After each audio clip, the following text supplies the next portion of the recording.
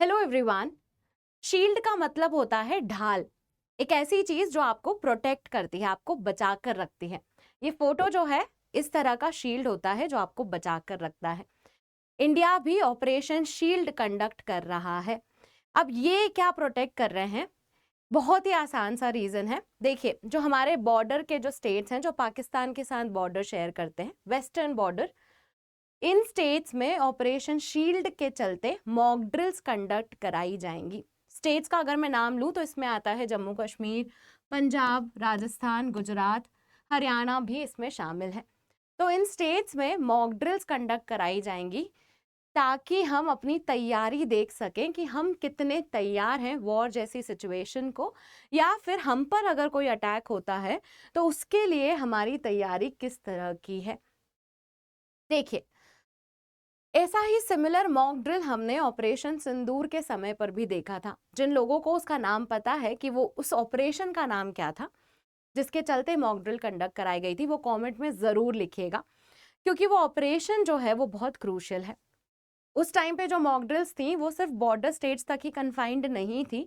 India में कुछ ऐसे इलाके आइडेंटिफाई किए थे जहां पे मॉक ड्रिल्स कंडक्ट कराई गई थी।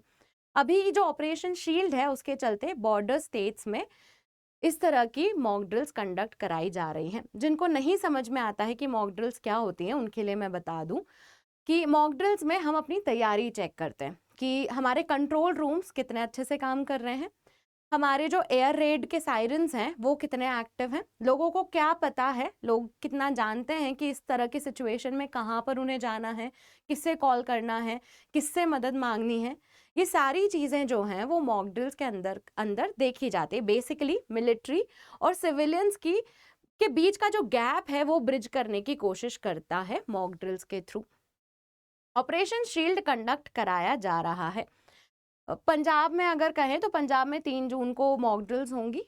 यहाँ पर आज 31 मई को भी कुछ स्टेट्स में मॉक ड्रिल्स कंडक्ट कराई जा रही हैं। पर क्यों?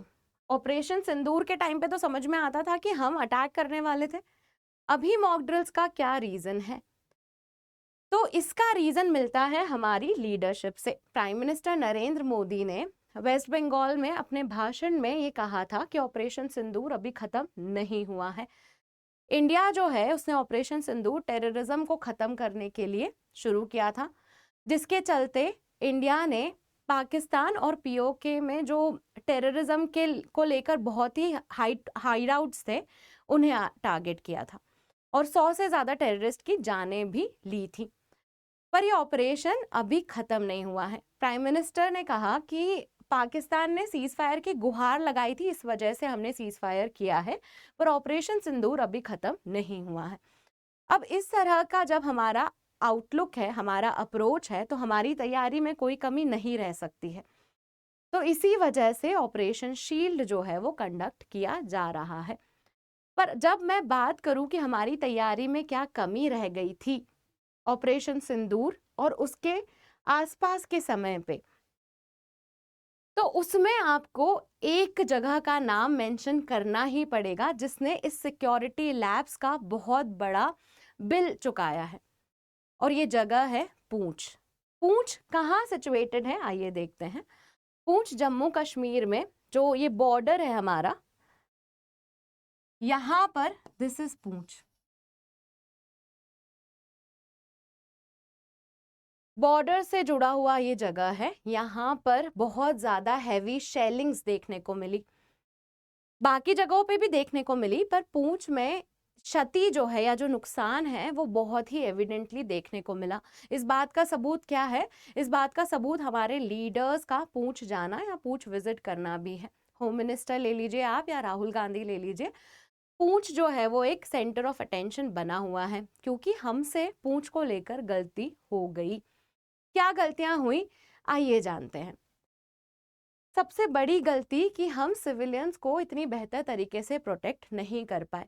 20 से ज़्यादा लोगों की जानें चली गई पूंछ में जब हैवी शेलिंग्स हुई पाकिस्तान की तरफ से। जिन लोगों को शेलिंग का मतलब नहीं पता है उन्हें मैं बताना चाहूँगी कि शेलिंग के चलते एक्सप्लोजिव्स जो हैं, जो फूटती हैं चीज़ें, वो एक्सप्लोजिव्स हमारे यहाँ पर भेजे गए। अब वो किस तरह से आते हैं? वो गन के थ्रू भी आ सकते हैं, वो आर्टिलरी के थ्रू भी आ सकते हैं, और इस तरह से हमारे यहाँ पर जन मतलब लोगों का नुकसान हुआ, लोगों की जान चली गई और इंफ्रास्ट्रक्चर का भी बहुत ज़्यादा नुकसान देखने को मिला। यहाँ पर जो तस्वीर लगी है वो ज़ेन और ज़ोया हैं, जिनकी डेथ हो गई हैवी शेलिंग के चलते ही। 10,000 से ज़्यादा लोग अपने घर छोड़कर भागे क्योंकि सुरक्षा के कोई इंतज़ाम थे ही नहीं।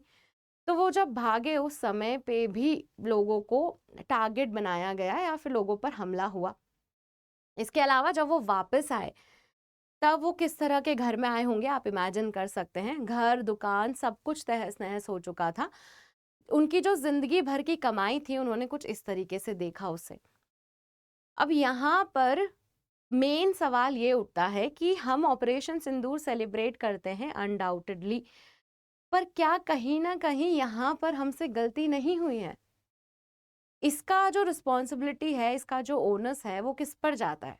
क्यों कुछ एरियाज़ अपनी ज्योग्राफी की वजह से ज़्यादा कीमत चुका रहे हैं इस वॉर की और ज़्यादा प्राइस पे कर रहे हैं? हम सेफ्टी की तरफ रहते हैं, हम अपने सिक्योर रीजन्स में रहते हैं, तो हमें ये बातें इतनी पता नहीं चलती हैं। पर आप इमेजिन कीजिए अगर इस तरह की चीज़ आपके साथ हो जाए, तो उसका कितना बड़ा नुकसान होगा आपके मन में। कितनी बड़ी बात है ये अपने आप में। और खतरा अभी टला नहीं, ऐसा नहीं है कि वो उसी टाइम की बात थी और अब चीज़ें नॉर्मल हो गई हैं। चीज़ें नॉर्मल नहीं हुई हैं। देखो जो शेलिंग है उसमें बहुत सारी अनएक्सप्लोडेड शेल्स भी हैं, तो अभी भी वहाँ पर डीएक्टिवेशन का काम चल रहा है, क्योंकि ये शेल्स जो हैं ये कभी भी एक्सप्लोड हो सकती हैं।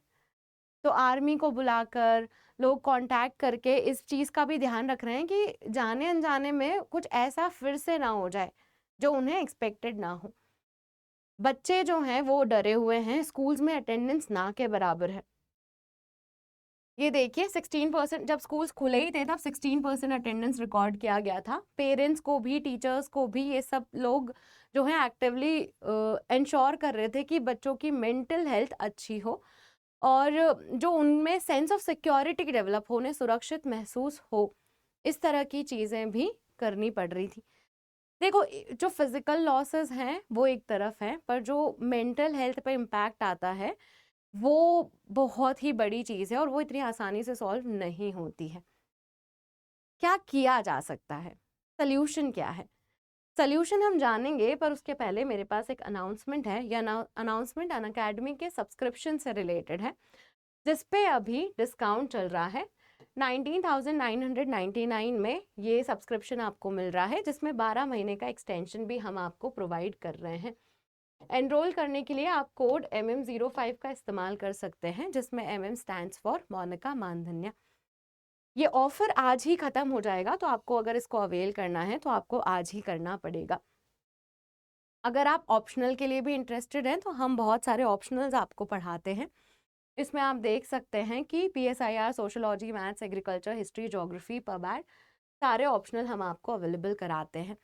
इसमें सोशोलॉजी में मेरा एरिया ऑफ एक्सपर्टीज़ है। इंडियन सोसाइटी और सोशल जस्टिस के साथ साथ मैं सोशोलॉजी सब्जेक्ट से भी डील करती हूँ। अगर आप इसमें एनरोल करना चाहते हैं तो आप मेरा कोड MM05 का इस्तेमाल कीजिएगा। अब बात करते हैं हम सॉल्यूशंस की, जो पूंछ के रिस्पेक्ट में लेना ज़रूरी है और इस तरह की चीज़ें फिर से ना हो वो भी ज़रूरी हो।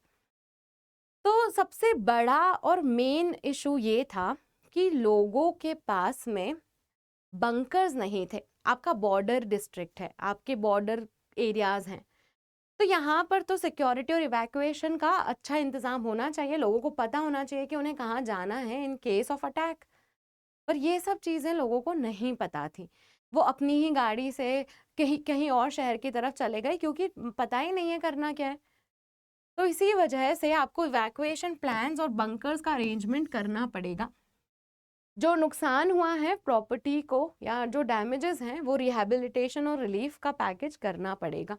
दीज आर कंपल्सरी थिंग्स, जिसमें हमें इंश्योर करना पड़ेगा कि ये सारी चीज़ें समय से ही हो जाएं, ताकि पूंछ जैसी चीज़ें रिपीट ना हो। मिलिट्री और सिविलियंस के बीच में coordination is also a must, क्योंकि बॉर्डर स्टेट्स में ये सब चीज़ें बहुत इंपॉर्टेंट हो जाती हैं। कोऑर्डिनेशन और इंफ्रास्ट्रक्चर प्रोटेक्शन जो है वो एक ज़रूरी चीज़ है। बेसिक सी ही चीज़ें हैं, पर यही अगर अच्छे से इंश्योर हो जाएँ, लोगों को पता हो कि कहाँ पे रेस्क्यू करना है, कहाँ पर जाना है, किस तरह की चीज़ें हैं जो हो सकती हैं उनके साथ में, वो सब चीज़ें अगर अवेयरनेस में हों तो उसको लेके वो एक अच्छे से सोच पाएँगे, रैशनल थिंकिंग कर पाएँगे। तो ये सारी चीज़ें सॉल्यूशंस में आती हैं जो ज़रूरी हैं। अगर आपको वीडियो पसंद आया है और कोई इन्फॉर्मेशन है जो आप शेयर करना चाहते हैं हमसे, तो कमेंट सेक्शन का इस्तेमाल ज़रूर कीजिएगा। इस वीडियो को लाइक कर लीजिएगा and thank you for watching.